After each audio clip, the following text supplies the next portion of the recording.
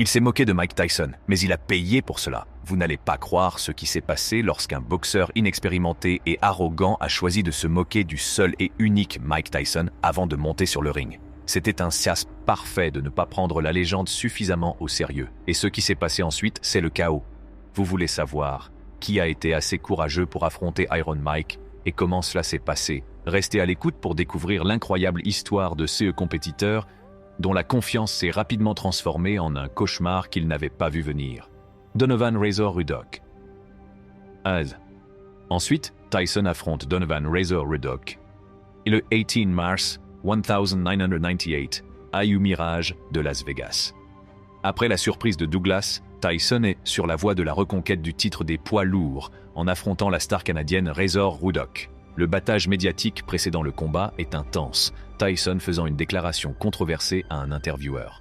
Le combat proprement dit est une véritable foire d'empoigne dès le début, les deux boxeurs se livrant à des échanges acharnés.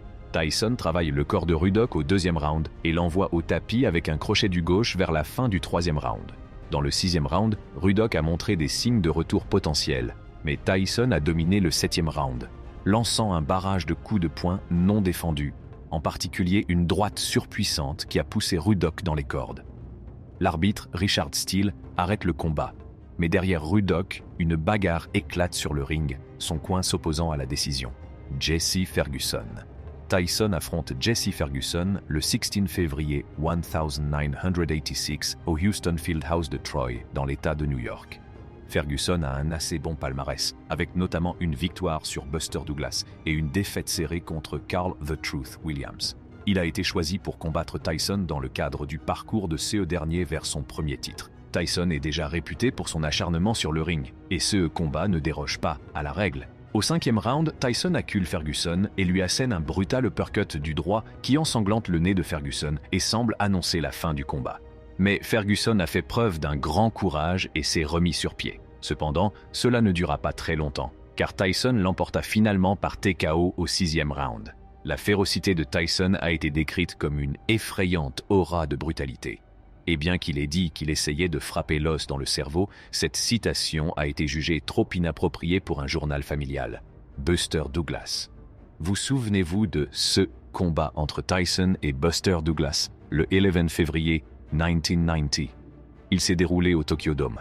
Douglas, qui était considéré comme un outsider, a réussi à mettre Tyson KO au 10th round après 1 minute et 22 secondes. C'était une énorme surprise, car Tyson avait été si dominant et Douglas était relativement inconnu, n'étant classé que 7 et à l'époque. Les gens s'attendaient à ce que Tyson le mette rapidement KO, mais Douglas a surpris tout le monde avec son excellent plan de défense. Tyson réussit à mettre Douglas au tapis au 8e round, mais ce dernier se ressaisit et, au 10e round, il assène un puissant uppercut suivi d'une rafale qui met fin au combat.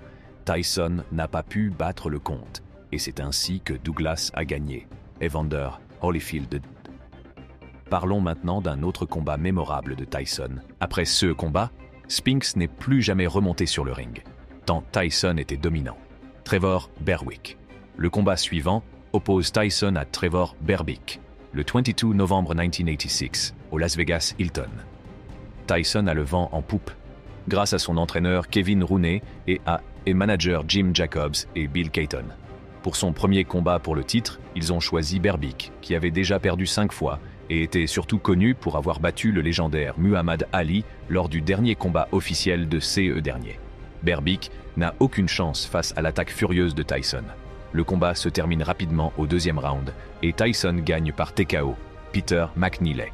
Tyson affronte Peter McNeeley le 19 août 1995 AU MGM Grand Garden Arena de Las Vegas. Il s'agit du premier adversaire de Tyson après 4 ans d'absence dans la boxe pour des raisons juridiques. Issu d'une famille de boxeurs, McNeeley a un bon palmarès et a failli obtenir un titre, mais il n'est pas dans le top 10 des prétendants.